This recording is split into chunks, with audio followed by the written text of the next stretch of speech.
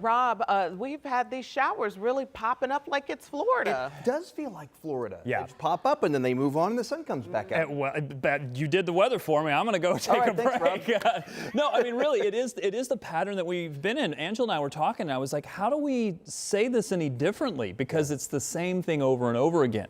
Those that get rain are getting a lot of heavy rain for a short amount of time, and then those that don't really could use a little bit more rain to get some relief from the heat. Heat and humidity is going to be a big story. Let me show you this. Talking about the heat and humidity that's in place, here, I'm going to start with the highs this week. I'm going to give you the full set of temperatures here because really it's two patterns that we're going to be in. Over the next maybe 4 to 5 days or so, temperatures in the 80s, and we have humid conditions in place, but not necessarily warm enough to get into that dangerous category. Once you take the temperatures up about maybe 5 degrees, then it can push it into that dangerous category. This is why we're concerned about this pattern next week. It's not a huge warm up in temperatures. We're not talking about triple digit numbers, but there's enough humidity in place that if you just bump these temperatures up a bit, it is going to be a big concern. And the long range outlook is for most of the eastern half of the country to be dealing with warmer than average temperatures.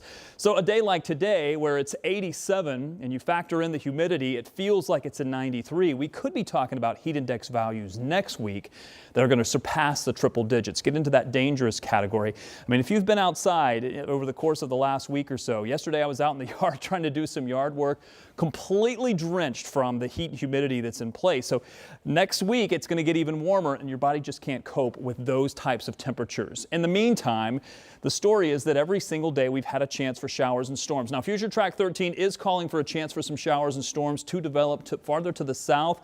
I think everyone has a chance today, but the better chance is going to be farther to the south. We're already seeing that pop up closer to, say, Louisville.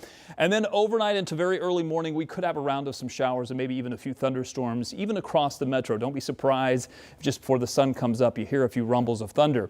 Then I think the rest of the day, it's going to be really spotty when it comes to our shower chances. Midday, we're looking okay. During the afternoon, we may get a couple of pop-ups, but those that get the pop-ups will get a quick little downpour to move through. And then the rest of the afternoon should be okay before we settle into a much more active pattern for the weekend.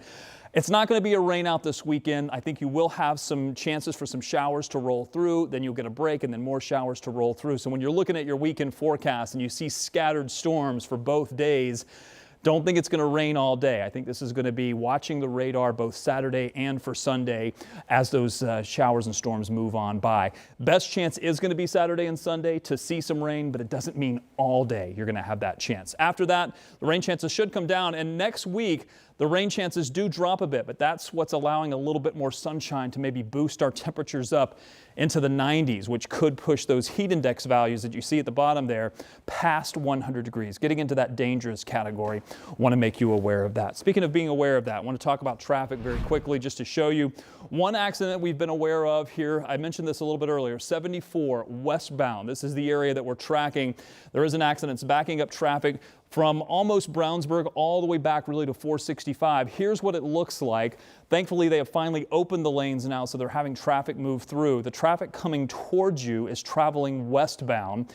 As this camera is looking east, both vehicles are now being put onto tow trucks and are going to be moved out of the way, and hopefully that will allow the situation to become a little bit more fluid there. Meanwhile, looking at 70 eastbound near Harding Street, typical backup this time of day as we start to get into the afternoon rush approaching the south split. Traffic is moving, but it's moving slowly.